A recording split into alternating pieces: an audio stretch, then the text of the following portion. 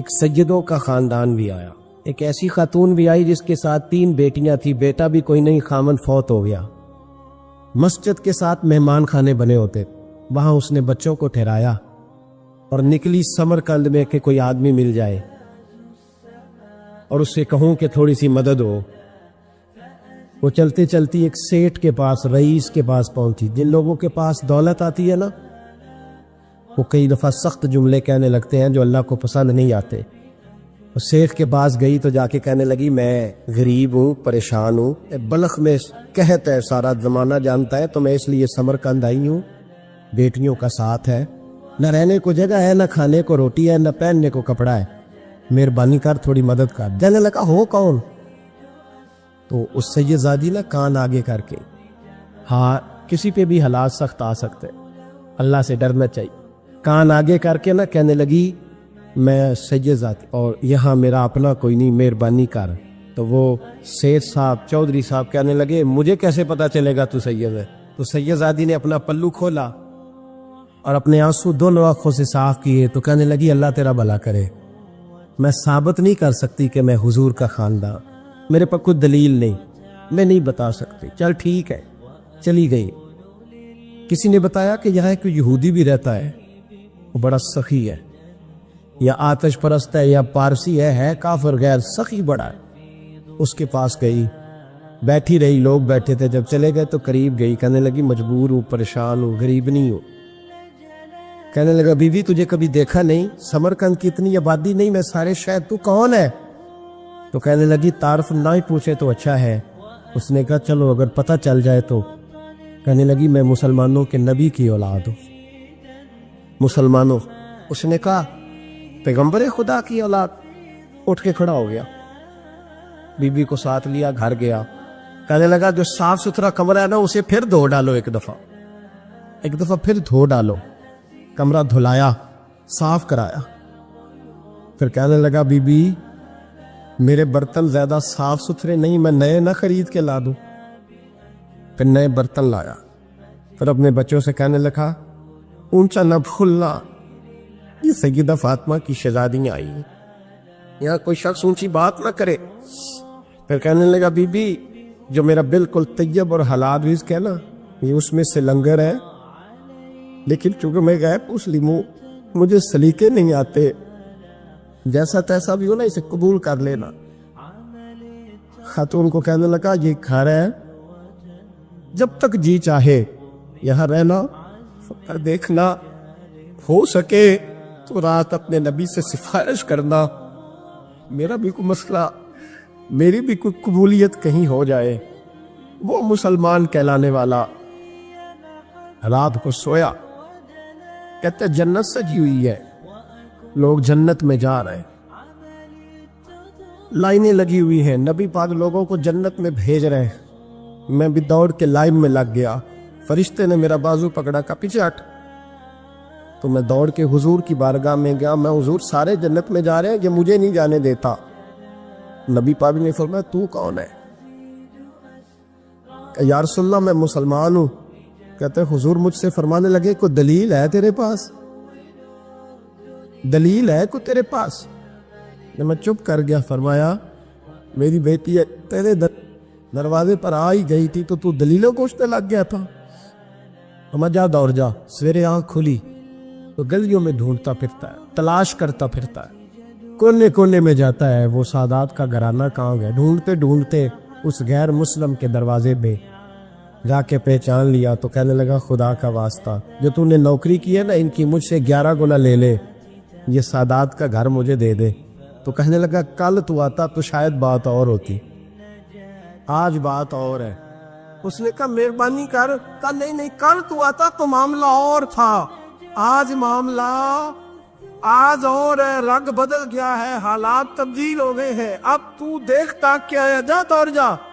کہنے لگا نہیں مہربانی کر، دے دے، تو غیر مسلم ہے، تیرا کیا تعلق؟ کہنے لگا چپ کر، غیر مسلم میں کل تک تھا، کل سے سجدوں سے پیار کیا ہے تو میرے حالات سنور گئے ہیں، وہ جو نظارے تو نے رات خواب میں دیکھے ہیں میں نے جاگتی آنکھوں سے دیکھے ہیں، میں نے جاگتی آنکھوں سے اور تو نے کسی مفتی پیر عالم کے ہاتھ پہ کلمہ پڑھا ہے؟ میں نے رات محمد اردی کے ہاتھ پہ کلمہ پڑھا ہے، شیخ الاسلام ابن المسلمین خواجہ قمر الدین سیالوی۔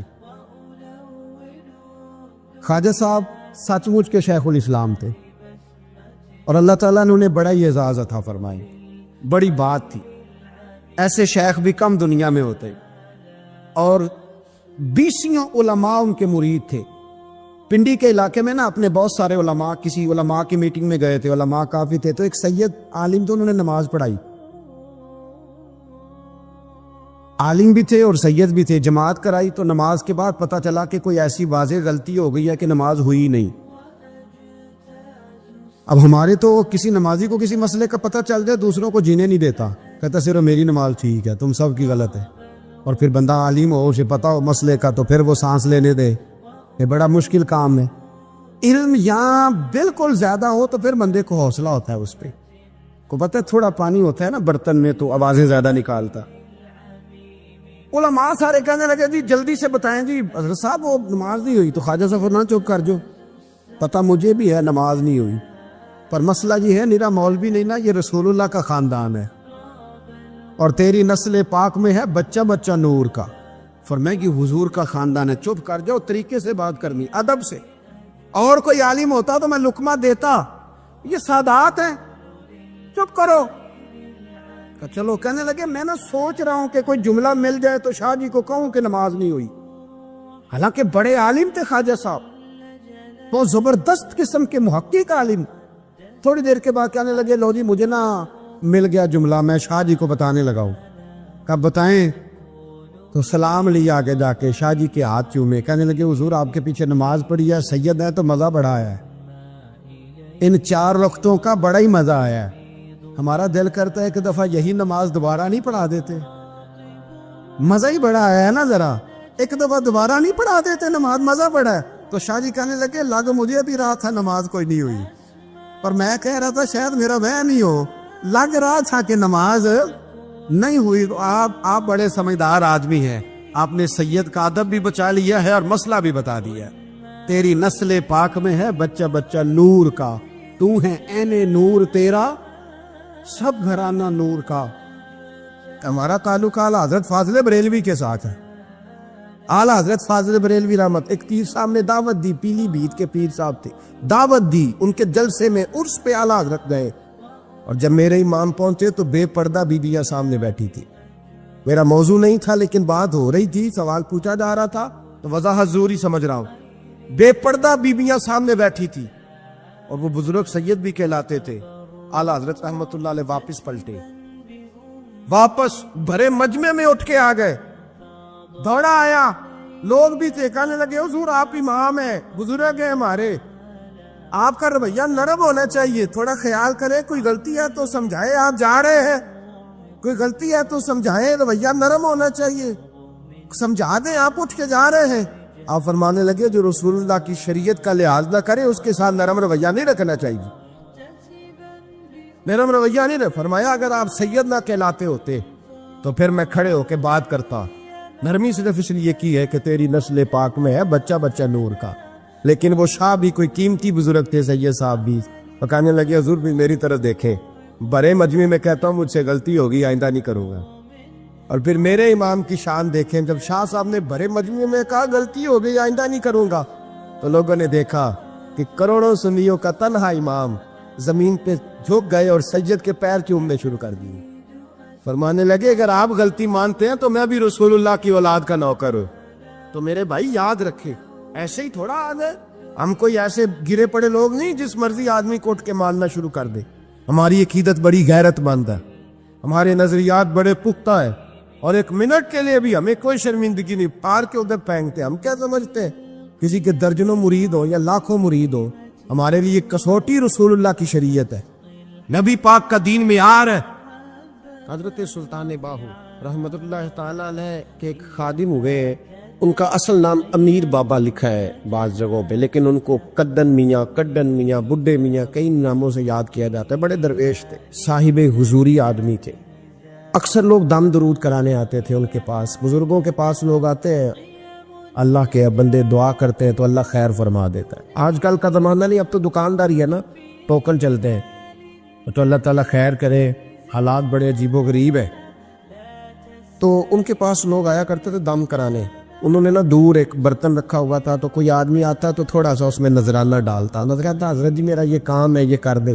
وہ خلیفہ تھے حضرت سلطان باہو کے، وہ گردن جھکاتے، تھوڑی دیر کے بعد سار اٹھاتے، کہتے تیرا کام ہو جائے گا۔ صحیح مسلم کی حدیث ہے، نبی پاک نے فرمایا رب اشغاز اکبر لو اقسم علی اللہ لابرہ، اللہ کے کچھ بندے ایسے ہیں جو اللہ کو قسم بھی دے تو اللہ ان کی قسم پوری کر دیتا ہے، ان کے کپڑے مٹی سے بھرے ہوتے ہیں پر اللہ کو کہہ دیں تو اللہ کر دیتا ہے۔ حضرت سلطان باہو کے وہ خلیفہ کہتے ہو جائے گا تو ہو جاتا، پھر کوئی بندہ آگے کہتا جی نذرانہ ڈال دیا تو کام، گردن چکاتے کہتے اپنے پیسے نکال کے لے دا، تیرا کام کوئی نہیں ہونا۔ ایک دفعہ کچھ سید زادیاں آ گئی، انہوں نے آ کے نا اس زمانے میں 100 روپیہ سمجھ لے کہ آج کل لاکھ روپیہ بابا جی کے نذرانے والے گلے میں ڈالا اور آ کے کہا کہ بابا ہمارے نا ایک بچے کو سزائے موت ہو گئی اور حلفاً بتاتے ہیں کہ ناجائز پھانسی کا حکم ہوا ہے، تو تیری رب رسول کی بارگاہ تک رسائی ہے، مہربانی کا، سیدوں کا بچہ ہے، مہربانی کا۔ بابا جی نے گردن چکائی اور کہا اپنا 100 روپیہ نکال کے لے جاؤ، مشکل ہے بچہ بچے تو میں کچھ نہیں کر سکتا۔ سید آدمیاں تھی روتی ہوئی لوٹ گئی، بچے کی نانی زندہ تھی، ان کو جا کے بتایا تو وہ رونے لگ گئی، کہنے لگی تمہیں بات نہیں کرنی آئی، اللہ کے بندے بڑے نرم دل ہوتے، تمہیں منانا نہیں آیا، ورنہ یہ ہو سکتا تھا۔ میں جاتی ہوں، وہ آئی 100 روپیہ ڈالا اور بابا جی امیر صاحب کے پاس بیٹھ کے کہنے لگی بابا بات یہ ہے کہ ہم سید ہے سارا ہمارے گھرانے کا، پر چلو آج تک رسائی تیری ہے، آج کل تیرے تعلقات مضبوط ہیں تو مہربانی کر، کوئی غلط بات نہیں، بچے کو پھانسی غلط ہو رہی، مہربانی کر۔ بابا کہنے لگا اماں میرے بس میں نہیں، میں بھی تو اللہ کا کمزور بندہ ہوں نا، مالک کا کمزور بندہ ہوں، کو ضروری نہیں، دعا پہ فضل ہوتا ہے، اگر اس کی مشیت ہو تو پھر بندہ کیا کر سکتا ہے۔ تو اماں یہ کام نہیں ہو سکتا، تو اماں رونے لگ گئی، کہنے لگی کوئی نہیں، میں قیامت کے دن حضور کی بارگاہ میں تیری شکایت کروں گی، میں کہوں گی کہ میں نے بتایا تھا میں سید ہوں، اس نے توجہ ہی نہیں کی، میرا کوئی خیال ہی نہیں کیا۔ بابا صاحب فرمانے لگے اماں پیسے نہ نکالنا، جا تیرا کام ہو جائے گا، جا تو ہو گیا تیرا مسئلہ ہو جائے گا۔ وہ آپ پیسے رکھتے تھے تو سال کے بعد 6 مہینے کے بعد مہینے کے بعد جا کے حضرت سلطان باہو کو دے کے آیا کرنے، وہ وہاں لنگر میں یا کسی جگہ خرچ کرتے۔ جس دن اس بچے کی پھانسی کا وقت تھا نا تو وہ بابا جی حضرت سلطان باہو کے پاس چلے گئے۔ حضرت سلطان باہو کے مزار پہ جو دوست گئے ہیں یا میرے ساتھ گئے ہیں وہ جانتے ہیں کہ گڑھ موڑ سے یوں مڑتے ہیں، آگے دربار ہے، تو گڑھ موڑ پہ حضرت سلطان باہو ان کے استقبال ان کو وہاں پتہ چل گیا کہ وہ آ رہا ہے، آئے دروازے گڑھ موڑ تک، مرید ساتھ تھے، تو حضرت سلطان باہو کہنے لگے یار تو نے اچھا نہیں کیا، اپنے خلیفے تو نے اچھا نہیں۔ کہنے لگے حضور چارہ کوئی نہیں تھا، سید زادیاں آ گئی تھی، حضور کا خاندان تھا، میں کیا کرتا۔ مرید کہتے ہمیں سمجھ نہیں آ رہی کہ یہ کیا ہو رہا ہے، کہنے لگے مجبوری تھی، کیا کرتا، کدھر جاتا، حضور کا خاندان تھا۔ کہا تو نے اچھا نہیں، کہتے ہمیں نہیں سمجھ آ رہی کہ تو نے اچھا نہیں کیا، وہ کہتے ہیں حضور کا خاندان تھا، ہمیں اس کا معنی کیا ہے، کہتے تھوڑی دیر گزری، بچہ وہاں سے رہا ہو گیا، تو حضرت سلطان باہو کے خلیفہ کا انتقال ہو گیا، وہ وصال کر گئے، وصال ہو گئے، آپ نے جنازہ پڑھایا، دفن کیا، تو غلام کہنے لگے حضور یہ ماجرا کیا ہے؟ آپ فرمانے لگی اس نے اللہ کے حضور دعا کی تھی کہ مولا جناب اسرائیل نے اس دن کسی نہ کسی کی روح لینے جانا ہے نا، تو میری لے جائے۔ اب سید زادیاں دروازے پہ آ گئی ہے تو سادات کو تو خالی نہیں نہ بھیجا جا سکتا، مصطفیٰ کا خاندان ہے، حضور میری روح لے جائی جائے اور اس سید زادے کو چھوڑ دیا جائے۔ فرمایا اس نے اللہ کے حضور قربانی دے کے وَفَدَيْنَاهُ بِذِبْحٍ عَظِيمٍ، ایک سنار نے گلی میں ایک یتیم چھوٹے سے بچے کو گھومتے دیکھا تو سنار بے اولاد تھا، بچے کو اٹھا کے گھر لے آیا، 18 سال اس بچے کی پرورش کی، اس کو پالا پوسا جوان کیا۔ سنار کے پاس وہ دکان پہ چلا جاتا، وہ کئی دفعہ دکان پہ رہتا، کئی دفعہ گھر میں رہتا، ایک دفعہ وہ دکان پہ تھا، بچہ گھر تھا، 18 سال کا جوان، اس کی بیوی اکیلی تھی، وہ جس نے ماں بن کے پالا تھا اس نے اسی پہ حملہ کر دیا، اس کا بازو بری نیت سے تھاما، بیوی چیخی تھوڑی دیر گزری تو وہ نوجوان پیروں میں بیٹھ گیا، کہنے لگا اماں پتہ نہیں مجھے کیا ہوا۔ شام کو سنار آیا، بیوی چیخنے لگی، چلانے لگی، کہنے لگی آج عجیب بات ہوئی، جس کو میں نے جگر کا خون دے دے کے پالا اسی نے گندی نظر ڈالی۔ سنار محو حیرت ہے، بیوی کا خیال تھا کہ لٹھ اٹھائے گا، ڈنڈا اٹھائے گا، نوجوان کو مارے گا، لیکن وہ رونے لگ گیا۔ اس نے کہا آج اس نے میرا بابو تھا، میں جانے کیا کیا ہے۔ پریشان ہونے لگ گیا، سجدے میں گر گیا، کہا تو بتاتا کیوں نہیں؟ تو وہ سنار کہنے لگا اس کی غلطی نہیں، 18 سال کے بعد آج مجھ پر بھی شیطان سوار ہوا تھا۔ ایک عورت آئی تھی، کچھ اپنے بازوؤں میں چوڑیاں پہننا چاہتی تھی، تو میں نے بھی گندی نظر سے ہاتھ ڈالا تھا، رب کریم نے مجھے فوراً اس کی سزا دی۔ جن کے گھروں میں بیٹیاں ہوتی ہیں ان کی نظریں گندی نہیں ہوتی، جو بیٹیوں کے باپ ہوتے ہیں، جو بہنوں کے بھائی ہوتے ہیں، ان کی نظریں گندی۔ اور اگر تو ٹیلی فون کرتا ہے، تو کسی عورت کے ساتھ تعلق رکھتا ہے، تو یہ بات لکھ لے، امام فخر الدین رازی 1، علامہ اسماعیل حقی 2، ملا جلال الدین رومی 3، امام خازن 4، امام جلال الدین سیوطی 5 حدیث کے استاد اور محدث لکھتے ہیں کہ اگر تو کسی پر گندی نظر ڈالے گا تو تیرا گھر بچ سکتا، یاد رکھ نہیں بچے، اس لیے کہ تیری نظر کسی کی بیٹی کو بیٹی سمجھ، تاکہ تیری بچی کا پردہ قائم رہے۔ کسی کی بہن کو، یہ کیا بات ہوئی کہ تو جتنا مرضی گند معاشرے میں پھیلاتا رہے تیرا گھر بچا رہے، یہ کیسے ہو سکتا؟ فَإِنَّ لَهُ مَعِيشَةً ضَنْكَ، اللہ فرماتے ہیں زندگی تنگ ہو جائے گی تیرے لیے مشکل، تو ڈھونڈتا پھرے گا کہ میں مرنے کو جگہ تلاش کروں۔ سچی توبہ کریں، کھری توبہ کریں۔ یہ گناہ انسان کو مجبور کر دیتے۔ حضرت عبداللہ بن مبارک رحمۃ اللہ تعالی علیہ، ان کے سینکڑوں شاگرد تھے، ایک شاگرد کے انتقال کا وقت آیا تو گھر گئے ملنے۔ آپ کہتے ہیں میں نے زور لگا لیا پر اس کی زبان پر کلمہ جاری نہیں ہوا۔ میں اسے کہتا کلمہ پڑھ پر اس کی زبان پر جاری۔ اللہ اکبر، بہت بڑی نعمت ہے۔ دعا فرمائیں اللہ ایمان کی موت عطا فرما، ایمان کی موت دے اللہ کریم، ایمان کی موت دے۔ ایسے بھی لوگ دیکھیں ہیں، مسجد نبوی ہے، رسول اللہ کا شہر ہے، سر سجدے میں ہے، روح پرواز کر گئی، روح پر کتنا نصیبوں والا ہے، کتنا نصیبوں والا ہے کہ مسجد نبوی میں سر سجدے میں رکھا ہے، اور اللہ تبارک و تعالیٰ نے محبوب کے قدموں میں موت عطا فرمائی۔ تو حضرت عبداللہ بن مبارک کہتے ہیں میں نے اس کو کہا کلمہ پڑھ، تو اس کی زبان پہ جاری نہیں ہوتا۔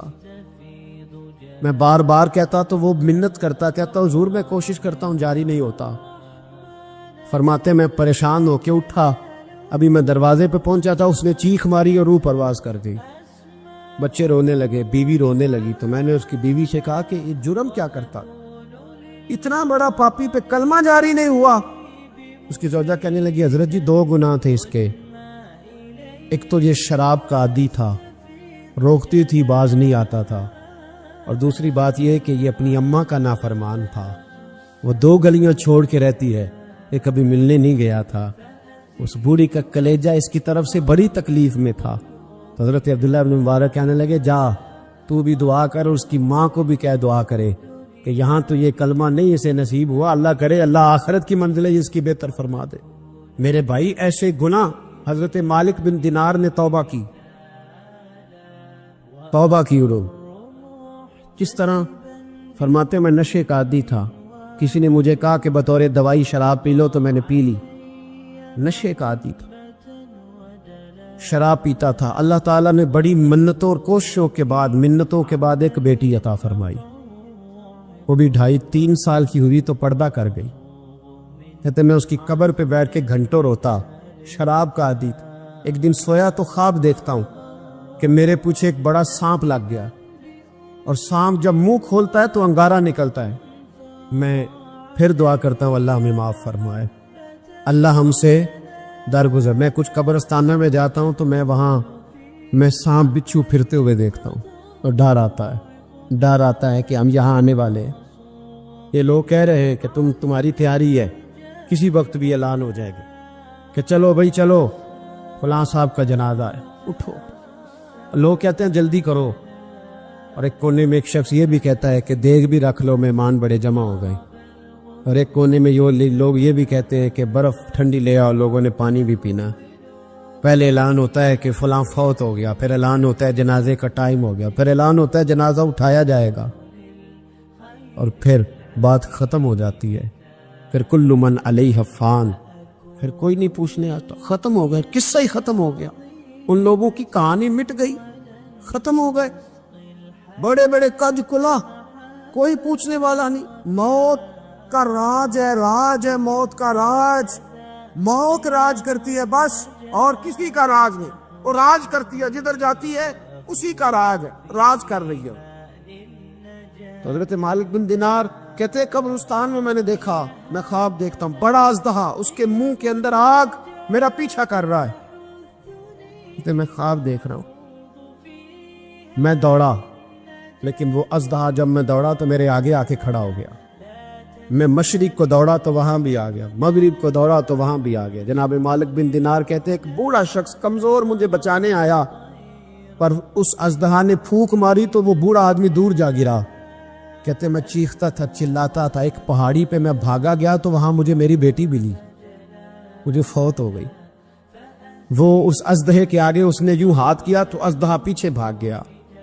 میں نے بیٹی کو گود میں اٹھایا، میں نے کہا بیٹی یہ کون تھا؟ کہنے لگی ابا یہ تیرا برا عمل تھا، یہ تیرا برا عمل تھا، یہ تجھے کھا جاتا اگر میں نہ ہوتی. تو کہا یہ بوڑھا جو مجھے بچانے آیا یہ کون تھا؟ کہا یہ تیرا اچھا عمل تھا، پر کمزور بڑا تھا، تھوڑا تھا، یہ تیرے برے عمل کا مقابلہ کرنے کی ہمت نہیں رکھتا تھا. حضرت مالک بن دینار کہتے ہیں میری بیٹی نے خواب میں میری داڑھی پکڑ لی اور کہنے لگی ابا میں چاہتی ہوں تو صحیح ہو جا، ایسا نہ ہو کہ پھر تیرے پیچھے یہ اژدہا لگ جائے. حضرت مالک بن دینار کہتے ہیں جب میں سو کے اٹھا تو میری داڑھی آنسوؤں سے بھری ہوئی تھی، اور اس کے بعد میں نے توبہ کی. اس طرح کی توبہ کی کہ پھر میں نے کوشش کی کہ دوبارہ میں اپنے رب کی نافرمانی نہ کروں. حضرت عبداللہ ابن عباس فرماتے تھے جو دنیا میں ہنس ہنس کے گناہ کرتے ہیں نا، ہنس ہنس کے جھوٹ ہنس ہنس کے بولتے، ہنس ہنس کے لوگوں کی غیبت کرتے، فرمایا یہ جو تمہیں ہنس ہنس کے گناہ کرتے نظر آتے ہیں ان کا رونا قیامت میں دیکھا نہیں جائے، ان کے آنسو قیامت میں دیکھے نہیں جائے. جو ہنس ہنس کے گناہ کرتے یہ روئیں گے. فَلْيَضْحَكُوا قَلِيلًا وَلْيَبْكُوا كَثِيرًا. رب فرماتا ہے زیادہ رویا کرو، کم ہنسا کرو. نبی پاک علیہ السلام روتے تو صحابہ کہتے حضور آپ اتنا کیوں روتے ہیں؟ تو محبوب فرماتے جو میں جانتا ہوں وہ تم نہیں جانتے. بھائیو قبروں میں اکیلے جانا ہے، کبھی غور کرنا، اکیلے کوئی بندہ ساتھ حساب دینے نہیں جائے. اماں بڑا پیار کرتی ہے لیکن قبر میں کبھی کوئی ماں بھی ساتھ دفن نہیں ہوتی. اپنا اپنا حساب دینا مشکل وقت ہے، حساب کر لینا چاہیے، تیاری کر کے رکھنی چاہیے. گناہ اگر یہاں ہماری زندگی کو تنگ کریں گے تو وہاں بھی ہمارے لیے مشکلات پیدا کریں. نبی کریم علیہ السلام نے فرمایا ہے کہ اللہ بڑا مہربان ہے، اللہ بڑا کریم ہے، اللہ بڑا ستار ہے. اور یاد رکھو جب کوئی اس کی ریٹ کو چیلنج کرے، جب کوئی اس کے قانون کو توڑے، جب کوئی اللہ کی اعلانیہ نافرمانی کرے، پھر رب کریم کی غیرت کو، اس کے عدل کو جوش آتا ہے. توبہ کرے سچی، مسجد کی حاضری دے پابندی کے ساتھ.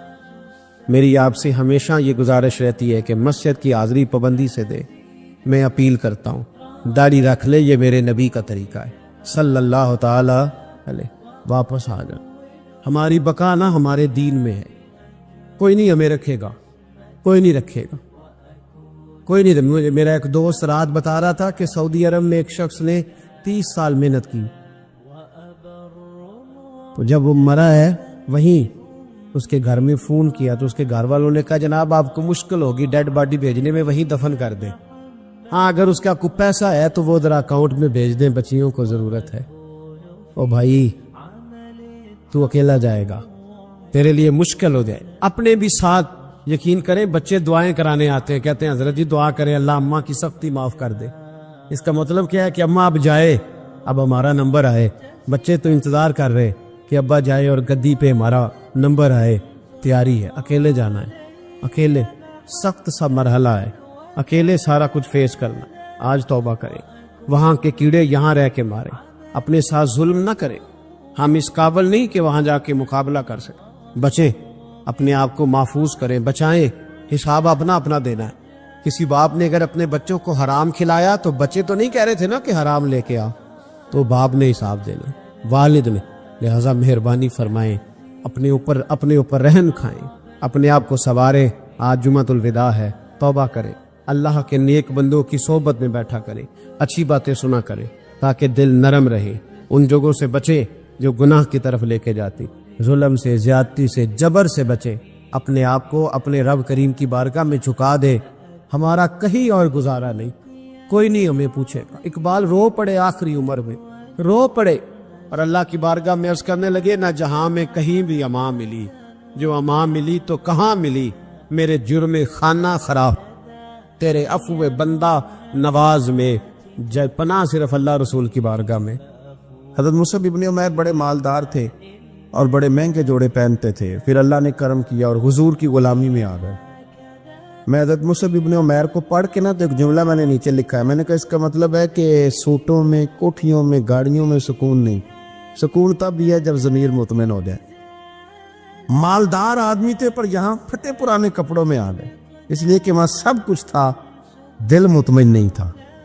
تو پہلے حبشہ گئے ہجرت کر کے، پھر مکے واپس آئے. نوجوان آدمی، بوڑھا آدمی نہیں، جوان. نبی پاک صلی اللہ علیہ وسلم نے ڈیوٹی لگائی، فرمایا مدینے مجھ سے پہلے جاؤ، جا کے تبلیغ کرو. یہ وہاں گئے کسی کے گھر میں، حضرت اسد بن زرارہ رضی اللہ تعالیٰ عنہ کے گھر میں ڈیرا لگایا. وہاں بنی ظفر کا ایک گھر تھا، ایک حضرت اسد بن زرارہ کا، وہاں تبلیغ کرتے، دین بتاتے. جوان آدمی اور امیر آدمی، منت کرنے کی کیا ضرورت ہے؟ کسی کی منت کرنے کی کیا ضرورت ہے؟ پر دروازے رسول پہ آئے نا. حیدر شاہ اس گلی کدے نہ رول دی، پر ان تے رول گئی نا.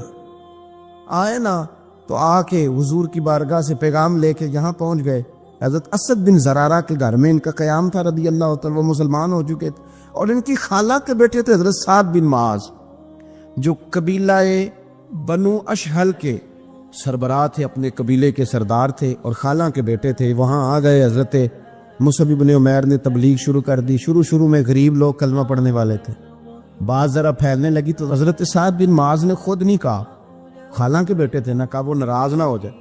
حضرت سید ابن حدیر کو بلایا اور بلا کے کہنے لگے، یار تو جا، میرا وہ خالہ کا بیٹا ہے، میں کوئی بات کروں گا تو وہ ناراض ہو جائے گا، جا سمجھا. وہ ہمارے سادہ لوگوں کو کہہ رہے ہیں کہ تمہارے باپ دادا بھی گمراہ تھے، بت پوجتے تھے، واپس آؤ. تو وہ تو ایک نئی ترانیں ڈالے، جا کے. اب وہ بھی سردار بندے تھے.